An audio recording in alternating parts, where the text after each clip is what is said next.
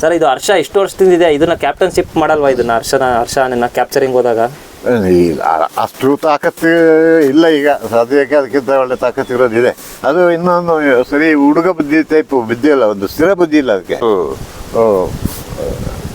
ಅದನ್ನ ಹಿಡಿದದ್ದು ಹೇಗೆ, ಈ ಗಜೇಂದ್ರನ ಹಿಡಿಯುವಾಗ ಬೆಳಿಗ್ಗೆಯಿಂದ ಗಜೇಂದ್ರ ಫುಲ್ ಸ್ಪೀಡ್ ಹೋಗೋದು, ನಾವು ಹೋಗೋದು, ಸುತ್ತಿ ಒಳ್ಳೆ ಅದು ಏಪ್ರಿಲ್ ತಿಂಗಳು ಒಳ್ಳೆ ಸುಡು ಬಿಸಿಲು. ಆ ಉಂಬ್ಳಿ ಬೆಟ್ಟದ ರೌಂಡ್ ಹೊಡೆಯೋದು, ತಿರುಗಿ ಬರೋದು ಇಲ್ಲ ಆನೆ ನಮಗೆ ಚಾರ್ಜ್ ಮಾಡೋಕ್ಕೆ. ಅದು ಓಡೋದು, ನಾವು ಓಡೋದು ಅದರಿಂದ ಓಡಿ ನಾನು ಒಂದು ರೇಂಜ್ ಆಫೀಸರು ಮತ್ತು ಇನ್ನೊಂದು ವಾಚರು, ನಾವು ಹೆಚ್ಚು ಜನನ ಕರ್ಕೊಳ್ತಿರ್ಲಿಲ್ಲ ಇದರಲ್ಲಿ ಹೋಗುವಾಗ. ಸುತ್ತಿ ಮಧ್ಯಾಹ್ನ ಒಂದು 2 ಗಂಟೆ ಆಗಿ ನನಗಂತೂ ಆಗೋದಿಲ್ಲ, ಕೂತ್ಬಿಟ್ಟೆ ಒಂದು ಮರದ ಕೆಳಗೆ.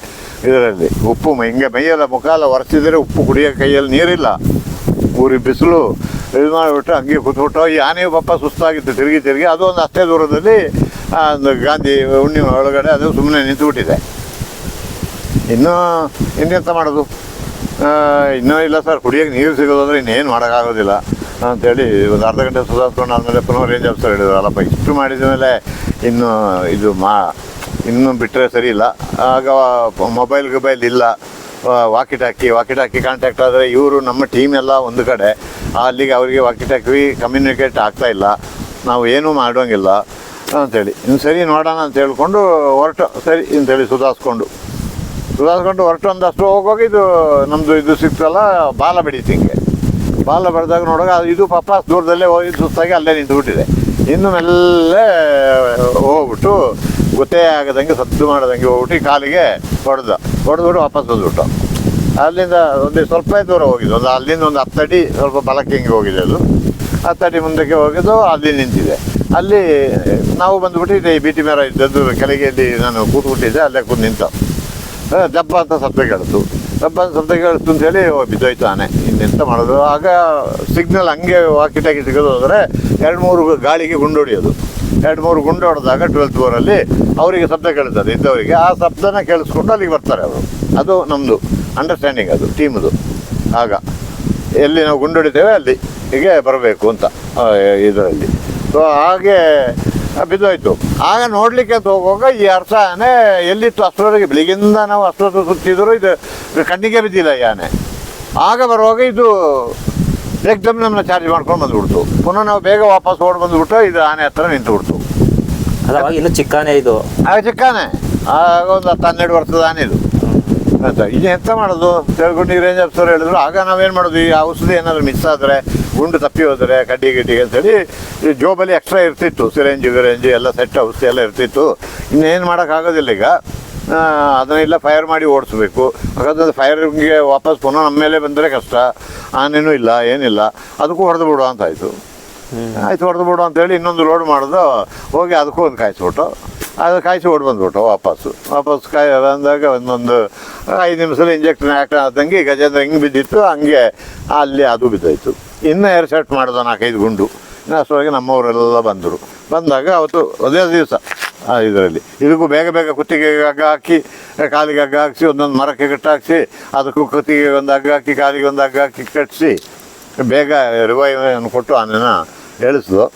ಅಲ್ಲಿಂದ ಕದ್ದೂರು ಇವರೆಲ್ಲ ಇದು ಮಾಡಿದ್ರು, ನಾಳೆಯಿಂದ ನೀವಿಬ್ಬರು ರೇಂಜರು ನೀನು ಜೊತೆಲಿ ಹೋಗಬೇಡಿ, ನೀವು ಹಿಂಗೆ 2 ಆನೆಗೆ ಹೊಡೆದು ಒಂದೇ ಸತಿ ಹೊಡೆದುಬಿಟ್ಟು ನೀವು ನಮ್ಮ ತಲೆಗೆ ತಂದಾಕ್ಬಿಡಬೇಡಿ, ಏನಾದರೂ ಆಗ್ಬಿಟ್ರೆ ಅಂತ ಹೇಳ್ಕೊಂಡು ಅಂತ. ಹಾಗೆ ಅದೆಲ್ಲ ಒಂದೊಂದು ಸಭೆ ನೆನಪುಗಳದು ಅಷ್ಟೇ.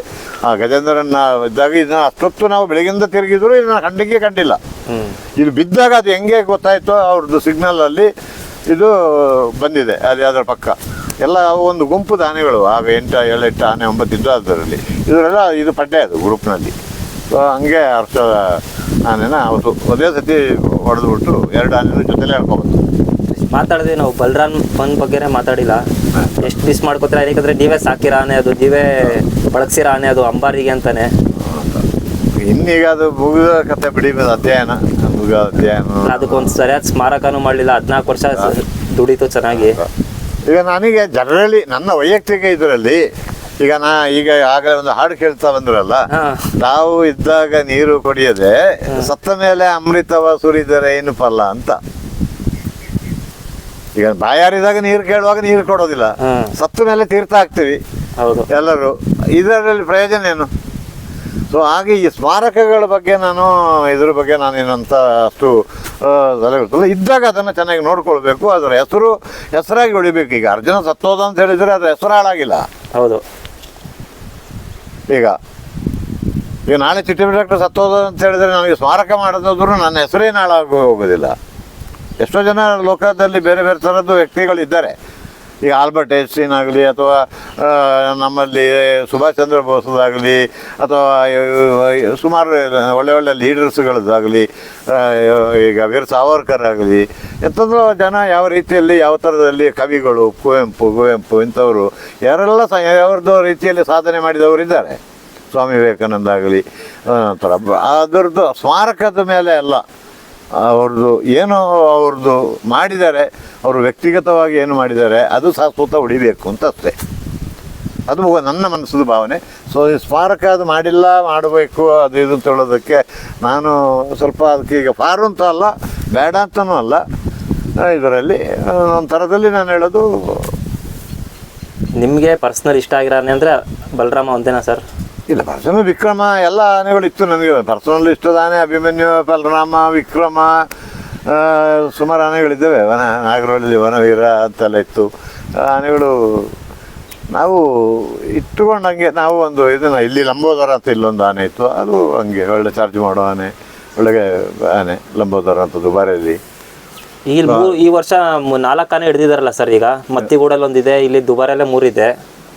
ಏನು ಆರೋಗ್ಯ ಹೆಂಗಿದೆ ಸರ್ ಎಲ್ಲ ಆನೆಗಳದ್ದು? ಅಲ್ಲ, ನಮ್ಮ ಇಲ್ಲಿ ನೀವೇ ಕಣ್ಣಲ್ಲಿ ನೋಡಿರ್ತೀರ. ಯಾವುದನ್ನು ನಾನು ಹೇಳಿದ್ನಲ್ಲ, ಅದರ ಮಾನಸಿಕವಾಗಿ ಫಸ್ಟ್ ಹಿಡಿಯೋದು ಇದು ಮಾನಸಿಕವಾಗಿ ಅದಕ್ಕೆ ಬೇಸರ ಪಡಬಾರ್ದು. ನನ್ನ ಉಪವಾಸ ಭಿಕ್ಷಿದ್ದಾರೆ, ನನಗೆ ಇದು ಕೊಟ್ಟಿಲ್ಲ, ಅದು ಕೊಟ್ಟಿಲ್ಲ, ಇದು ಮಾಡಿಲ್ಲ ಅಂತ. ಸೊ ಈಗ ಅದಕ್ಕೆ ಎಲ್ಲ ಲಿಬರಲ್ ಆಗಿ ಸಿಗ್ತಾ ಉಂಟು. ಈಗ ಅದು ಯೋಚನೆ ಮಾಡ್ತದೆ, ನಾನು ಅಲ್ಲಿ ಹೋದೆ, ಗುಂಡು ಇಸ್ಕೊಳ್ಬೇಕಾಗಿತ್ತು, ಅಲ್ಲಿಗೆ ಗುಂಡು ಹೊಡೆದ್ರು, ನಾನು ಪೆಟ್ಟು ತಿಂದೆ ಮೇಗೆ, ಈಗ ಇಲ್ಲಿ ಆರಾಮಲ್ಲಿ ಏನೂ ಇಲ್ಲದೆ ನನಗೆ ರಾಜಾತಿಥ್ಯ ಸಿಗ್ತಾ ಉಂಟು ಹೇಳೋ ಒಂದು ಮಾನಸಿಕ ಬದಲಾವಣೆ ಅದರಲ್ಲೂ ಬರ್ಬೋದು ಇದಕ್ಕೆ. ಸೊ ಅದರಿಂದ ನಾವು ನೋಡ್ಕೊಳ್ಳೋದು ರೀತಿ ಇದು ಮಾಡಬಾರ್ದು, ಚೆನ್ನಾಗಿ ನೋಡ್ಕೊಳ್ಬೇಕು. ಅದರ ಮನೋಸ್ಥಿತಿ ಚೆನ್ನಾಗಿರಬೇಕು. ಸೊ ಅದರ ಮನಸ್ಸಲ್ಲಿ ಭಾವನೆ ಬರಬೇಕು, ನನಗೇನು ತೊಂದರೆ ಆಗಿಲ್ಲ, ನಾನು ನೆಮ್ಮದಿಯಲ್ಲಿದ್ದೀನಿ ಅಂತ.